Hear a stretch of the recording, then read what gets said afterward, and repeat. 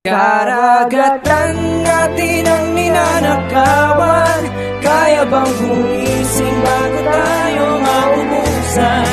Karapatan natin ay ipaglalaban.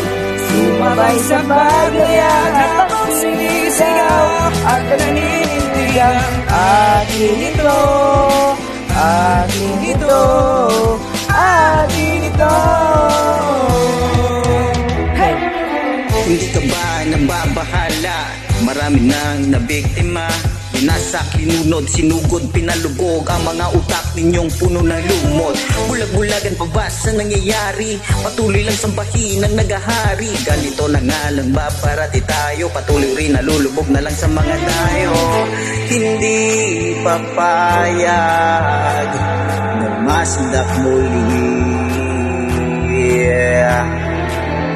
Lalaban hanggang sa huli, kasi atin ang